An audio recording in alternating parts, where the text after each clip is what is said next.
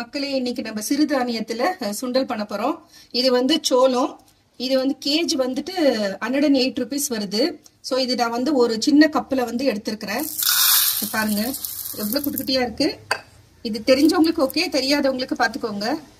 இதுல வந்து சுண்டல் பண்ணி சாப்பிட்டா அவ்வளோ அருமையா இருக்கு டேஸ்ட். இது கூடவே வந்துட்டு நான் ஒரு கைப்பிடிக்கு வந்து பச்சை வேர்க்கடலையும் சேர்த்துக்கிறேன். ஸோ சாப்பிடும்போது கொஞ்சம் டேஸ்ட் நல்லா இருக்கும். அவ்வளோதான். ஸோ இதை தண்ணியில ஊற வச்சுட்டு இப்போ நீங்க நாளைக்கு காலையில சாப்பிட்ற மாதிரி இருந்துச்சுன்னா நைட்டு ஊற வைக்கணும். மேக்சிமம் ஒரு 10 ஹவராவது ஊறணும். அப்பதான் நல்லா ஊறி வந்துட்டு வேகிறதுக்கும் நல்லா இருக்கும். உடனே எல்லாம் செஞ்சு சாப்பிட்ற மாதிரி இல்லை. ஸோ இப்போ மார்னிங் ஊற வச்சிங்கன்னா நைட்டு வந்து செஞ்சு சாப்பிடலாம். அவ்வளோ ரிச் இது.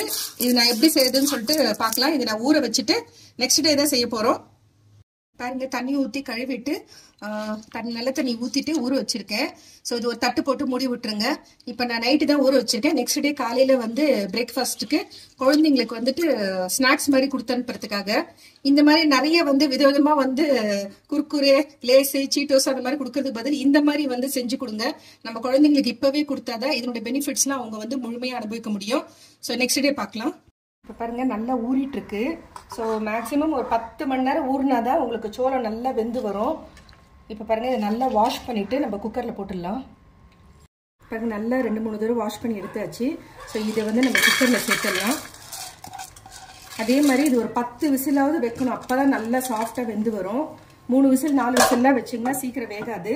இது மூழ்கிற அளவுக்கு நம்ம தண்ணி ஊற்றிக்கலாம். ஏன் நம்ம அத்தனை விசில் வைக்கிறதுனால தண்ணி ஜாஸ்தி வேணுமா இருக்கு. இதுக்கு தேவையான அளவு உப்பு சேர்த்துக்கலாம். 10 விசில் விட்டு நம்ம எடுத்தாச்சு. இப்போ தாளிச்சு எடுத்துக்கலாம்.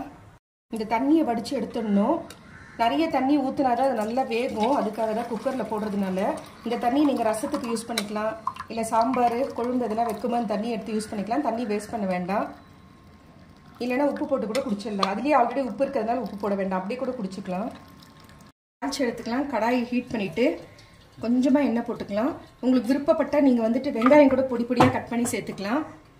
ஸோ தாளிக்கிறதுக்கு கடுகு, 2 காஞ்ச மிளகாய் கிள்ளி வச்சுருக்கேன், 1 இனுக்கு கருவேப்பிலை, கார்னிஷ்க்கு கொஞ்சம் கொத்தமல்லி, ஒரு 1/4 முடி தேங்காய் வந்து திருவி வச்சுருக்கேன். எண்ணெய் காஞ்சிச்சு, கடுகு போட்டுக்கலாம். ஸோ கடுகு நல்லா பொரியணும். கடுகு பொரிஞ்சோடனே கருவேப்பிலை, காஞ்ச மிளகாய் அது கொஞ்சம் வதக்கட்டும். ரொம்ப தீக்கிற மாதிரி பண்ணிட்டாதீங்க. நெக்ஸ்ட்டு தேங்காய் சேர்த்துக்கலாம். தேங்காய் சேர்த்துட்டு கொஞ்சம் வதக்கி விட்டுக்கோங்க. இது ஏன்னா வந்து எங்கள் பாப்பாவுக்கு ஸ்நாக்ஸுக்காக இது கொடுக்குறோம். ஸோ அவள் சாப்பிடும்போது கெடாமல் இருக்கணும், அதுக்காக கொஞ்சம் வதக்கிக்கிறது. அவ்வளோதான்.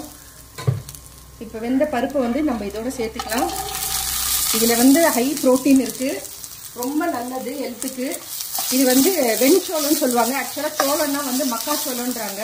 அது கிடையாது. இது நம்மளுடைய பாரம்பரியம் மிக்க வெண்சோளம். இதில் வந்து இட்லி கூட பண்ணலாம். நீங்கள் எப்படி வந்து புழுங்கரிசி ஊற வச்சு பண்ணுறோமோ அதுக்கு பதில் இது 1 கிளாஸ், புழுங்கரிசி 1 கிளாஸ், 1/2 டம்ளர் உளுந்து போட்டு கூட இட்லி ஊற்றலாம், தோசை ஊற்றலாம், சோளம் சாப்பாடு கூட நம்ம செய்யலாம். அவ்வளோ அருமையாக இருக்கும். ஸோ இது அவ்வளோதான், ரெடி ஆகிடுச்சு.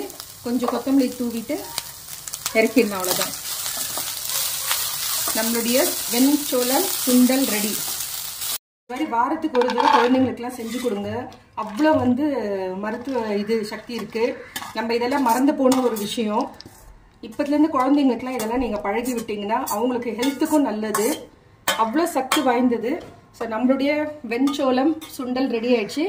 இது பிடிச்சிருந்தா லைக் பண்ணுங்கள். புதுசாக பார்க்குறவங்களா இருந்தால் சப்ஸ்கிரைப் பண்ணுங்கள். மறக்காமல் பெல் ஐக்கானை ப்ரெஸ் பண்ணுங்கள். அப்போ தான் நான் போடுற வீடியோ உடனுக்குடன் நோட்டிஃபிகேஷன் வரும். Thank you friends. Take care. By.